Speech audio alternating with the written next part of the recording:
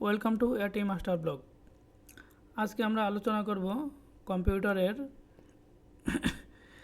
বিভিন্ন প্রোগ্রামিং নিয়ে এবং সিস্টেম নিয়ে। তো এতদিন আমরা আলোচনা করেছি কম্পিউটারের ডিভাইস নিয়ে, কিন্তু আজকে আমরা আলোচনা করব কম্পিউটারের প্রোগ্রামিং নিয়ে। তো আমরা সাধারণত মাইক্রোসফট ওয়ার্ড নিয়ে কাজ করব, কিন্তু মাইক্রোসফট ওয়ার্ডে কাজ করার আগে বেসিক কিছু সিস্টেম আছে যেগুলোর সাথে আপনাদের পরিচয় করাতে চাচ্ছি। তো এই প্রথমে আমরা যে ভিউটাকে দেখতে পাচ্ছি এটাকে বলা হয় ডেস্কটপ। এই স্ক্রিনটাকে বলা হয় ডেস্কটপ, এবং ডেস্কটপের মধ্যে কিছু আইকন দেখা যাচ্ছে। এগুলো হচ্ছে প্রোগ্রামিংয়ের শর্টকাট আইকন। এগুলোকে শর্টকাট আইকন বলা হয়। এগুলো ডিলিট করে দিলেও আবার এখানে আনা যায়। তো এই ডেস্কটপ থেকে এই আইকনের মাধ্যমে আমি খুব সহজে প্রোগ্রামে প্রবেশ করতে পারবো। তো আমরা আজকে প্রোগ্রামিং এর বিষয়বস্তু নিয়ে আলোচনা না করে বেসিক কিছু সিস্টেম নিয়ে এখানে আলোচনা করছি। তো প্রথমে আমরা আলোচনা করব কম্পিউটার কিভাবে অফ অন করা হয়। কম্পিউটার যদি অফ অনই করতে না জানি তাহলে আমরা কম্পিউটার কাজ করব কিভাবে। তাই আমাদের প্রথমে জানতে হবে কম্পিউটার কিভাবে অফ অন করা হয়। তো কম্পিউটার ডেস্কটপ কিংবা ল্যাপটপ, কম্পিউটারে একটি পাওয়ার বাটন রয়েছে। পাওয়ার বাটনটা ডেস্কটপ কিংবা ল্যাপটপে যে কোনো জায়গায় থাকতে পারে।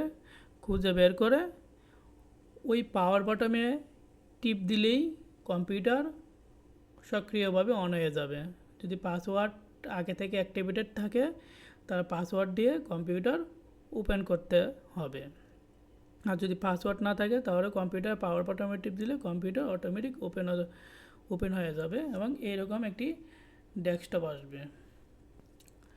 তো ডেস্কটপ আসলো, দেন হচ্ছে ডেস্কটপের নতুন কম্পিউটারে সাধারণত যদি কোনো সফটওয়্যার না দেওয়া থাকে, শুধু উইন্ডোজ ইনস্টল করা থাকলে শুধু দুইটি আইকন থাকতে পারে। একটি হচ্ছে এই যে আশিস লেখা যে আইকনটি, এটি মূলত ডকুমেন্ট আইকন নামে পরিচিত। এই আইকনটা ডকুমেন্ট নামে থাকবে, আর এই আইকনটা দিস পিসি নামেই থাকবে, এবং রিসাইকেল বিন নামে আরেকটি অপশন থাকবে। এই তিনটা আইকন সাধারণত থাকতে পারে। আর যদি অন্য কোনো সফটওয়্যার না দেওয়া থাকে এবং এখানে যদি অন্য কোনো সফটওয়্যারের শর্টকাট না হয়ে থাকে তাহলে এগুলো কিছু থাকবে না, শুধুমাত্র এই তিনটা আইকন আপনারা দেখতে পারবেন। যাই হোক, এখন আমরা আলোচনা করি আপনি কম্পিউটার কীভাবে একটি ফোল্ডার তৈরি করবেন। ধরুন এগুলা আছে, তারপরও আপনি একটি ফোল্ডার নিজস্ব কিছু জিনিস রাখতে চান। সেই ক্ষেত্রে আপনি ডেস্কটপের খালি জায়গায় মাউসের ডান পাশে ক্লিক করবেন, মানে মাউসের রাইট সাইডে ক্লিক করবেন, এরকম একটি মেনু বার আসবে। মাউসের ডান পাশে ক্লিক করলে এরকম একটি মেনু বার আসবে। তো মেনু বারের সাথে আমরা পরবর্তী অন্য কোনো দিন পরিচয় করাবো। আজকে আমরা ফোল্ডার কীভাবে তৈরি করা যায় এটা দেখাচ্ছি। তো মেনু বার আসার পরে আপনারা সরাসরি নিউতে চলে যাবেন। নিউতে যাওয়ার পর এখানে ফোল্ডার যে অপশনটি আছে, আপনি ফোল্ডারে লেফট সাইডে ক্লিক করবেন। এখানে নিউ ফোল্ডার নামে একটি নাম আসছে। তো এই নিউ ফোল্ডারটাকে আপনি কেটে আপনি আপনার নামে এখানে ফোল্ডার তৈরি করতে পারেন। ধরুন এই নিউ ফোল্ডারটি কেটে আমি এটি মাস্টার ব্লক নামে একটি ফোল্ডার তৈরি করলাম। এটি MASTERBLOG। তারপর এন্টার বাটনে ক্লিক করবেন অথবা মাউস দিয়ে যে কোনো এক জায়গায় ক্লিক করবেন। তৈরি হয়ে গেল নতুন একটি ফোল্ডার। তো ফোল্ডার তৈরি করতে গিয়ে আপনি কি করেছেন, প্রথমে মাউসের রাইট সাইডে ক্লিক করেছেন, একটি মেনু বার আসছে। তারপর আপনি নিউতে গিয়ে ফোল্ডারে ক্লিক করেছেন লেফট সাইডে, মানে বাম দিকে বাম দিকে বাটনে ক্লিক করেছেন, ফলে এখানে একটি নতুন ফোল্ডার তৈরি হয়েছে। এবং ফোল্ডারের নাম দেওয়ার জন্য আপনি কিবোর্ডের মাধ্যমে ব্যাক স্পেস দিয়ে ডিলিট করে আপনি যে কোনো নাম দিচ্ছেন। তো এখন মনে করেন এটি মাস্টার ব্লক এবং আরেকটি সাব ফোল্ডার তৈরি করা হয়েছে। তো আমার এই ফোল্ডারটি প্রয়োজন নাই, এই ফোল্ডারটি আমার প্রয়োজন নেই। তো এই ফোল্ডারটাকে আমি ডিলিট করব কীভাবে? তো ফোল্ডারটিকে ডিলিট করতে আপনাকে আবার ফোল্ডার উপরে ক্লিক করতে হবে। ক্লিক করার পর রাইট সাইডে ক্লিক করতে হবে, দেন একটি মেনু বার আসবে। মেনু বার আসার পর থেকে এখানে ডিলিট অপশন টিপ দিলে ফোল্ডারটি ডিলিট হয়ে গিয়েছে। তো ফোল্ডারটি ডিলিট হয়ে গেছে। এখন আপনার মনে হলো যে এই ফোল্ডারটি আমি ডিলিট করে ভুল করেছি, এখন এই ডিলিটটি আমার প্রয়োজন, এই ফোল্ডারটি আমার প্রয়োজন। আপনার মনে হলো যে ফোল্ডারটি আপনি ভুল করে ডিলিট করেছেন, তো এই ফোল্ডারটি আবার আপনার এই ডেস্কটপে আনা প্রয়োজন। সেক্ষেত্রে আপনি কী করবেন? তো ফোল্ডারটি আপনি ডিলিট করেছেন, কিন্তু ফোল্ডারটি রিসাইকেল বিন নামে একটি অপশন আছে কম্পিউটারে, রিসাইকেল বিনে গিয়ে জমা হয়ে থাকবে। আপনি যা পর্যন্ত রিসাইকেল বিন থেকে ফোল্ডারটি ডিলিট না করবেন, ওই পর্যন্ত আপনি রিসাইকেল বিন থেকে যখন দরকার হয় তখনই আপনি ফোল্ডারটিকে আবার আগের জায়গায় আনতে পারবেন। তো রিসাইকেল বিন থেকে কীভাবে আনবেন চলুন দেখি। এটা হচ্ছে রিসাইকেল বিন। তো রিসাইকেল বিনে যে কোনো জিনিস, যে কোনো কম্পিউটার, যে কোনো ডাটা ডিলিট করলে ডিলিটের পরই রিসাইকেল বিনে আসে জমা হবে। তো রিসাইকেল বিন থেকে আপনি ক্লিক করে এই যে ফোল্ডারটি সিলেক্ট করে আপনি আবার ডান দিকে ক্লিক করে রিস্টোরে দিলে অটোমেটিক ফোল্ডারটি আবার আগের জায়গায় চলে যাবে। সেক্ষেত্রে আপনি আবার এই ফোল্ডারটিকে কেটে দিবেন।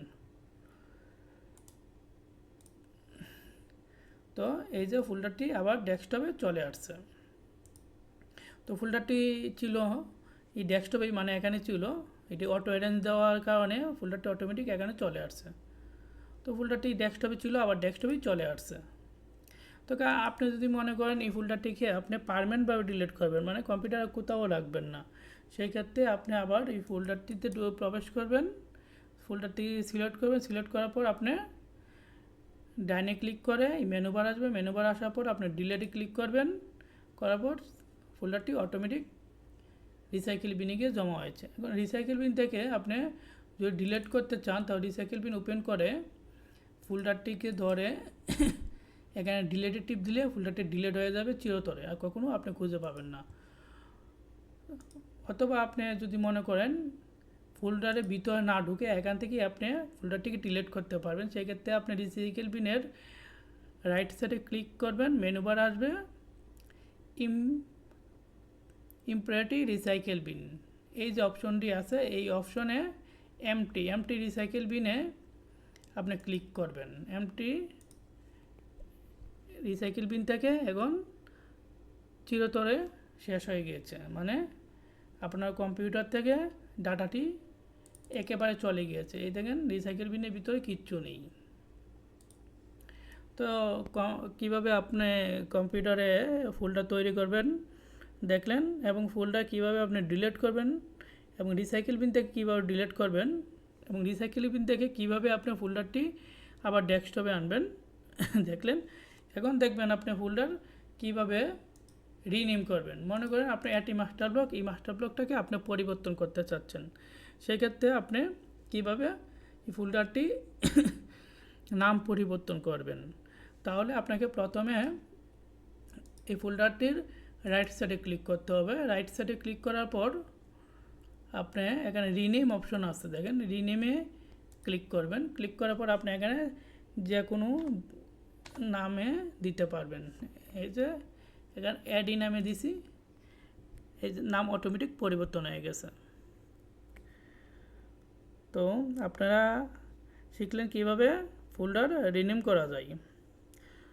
তো আজকে এই পর্যন্তই, ভালো থাকবেন এবং পরবর্তী ভিডিওর জন্য চ্যানেলটি এখনই সাবস্ক্রাইব দিয়ে বেল আইকনে ক্লিক করে পাশে থাকুন। ধন্যবাদ।